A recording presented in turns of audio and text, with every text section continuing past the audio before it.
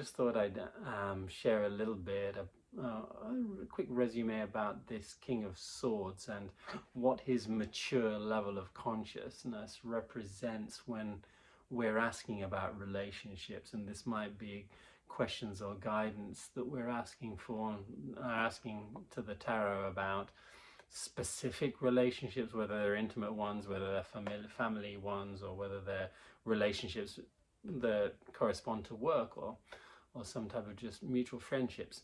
So this king is that part of us that can maturely hold space for a wide variety of ideas. It's that part of us that knows our truth, but is also able to hear and hold space for other people's truth.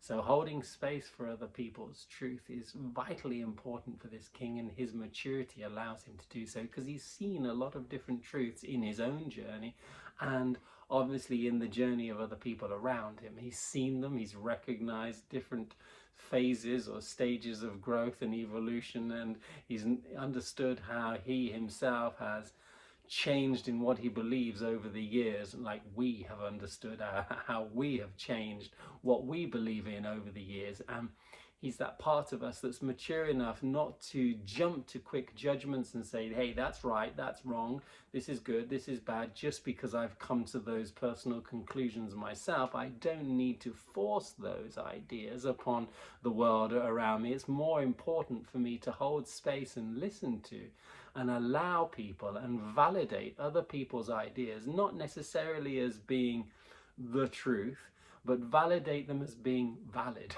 as being, okay, you're allowed to think that, you're allowed to believe that, it's a valid point of view. I don't quite agree, or I'll agree to a certain degree, but not completely, because my view is this, but I completely support you in the way that you think, if that works for you, if that perception and perspective of life is important for you right now in your life. And that holding space quality, or that level of maturity, which is able to see, to sit there on the clouds, above the clouds, and to look at all the different realities that there are around and say, hey, they're all valid, even though where I am for me right now, right here, is the most valid, is the most important. And what I've learned to recognize as truth for me is this, and I can voice this, and I can share this, and I can express this. And it's important for me to do so. I'm not going to push my ideas on you. I'm not going to tell you that this is the one truth and this is the only truth, and unless you believe this truth that I believe in, then you're stupid or ignorant, or you're not as smart as me. That's not this king.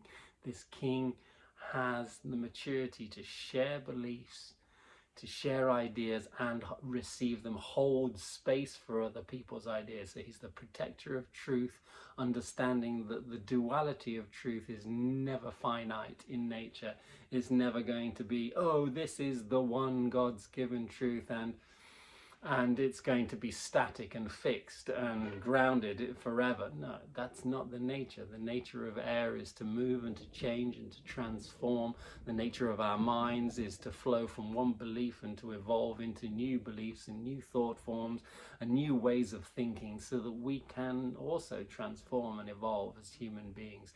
And this king knows that. This king knows the importance of that flexibility of mind, and that flexibility of mind will always be what gives birth to new ways of thinking, and he supports that even when he recognizes people who might be in old ways of thinking. He's not going to judge them for that, but allow them to be in that old ways of thinking until, and maybe, as well as inspiring them to maybe newer ones. So this is just a quick idea about how to embody this king inside of our relationships in life. Really important to respect other people's beliefs, at the same time as sharing your own and the reasons and the validations that you have encountered in your own experiential life for why you think and feel and believe the things that you do. Much love to you all. Have a wonderfully intellectually empowering day.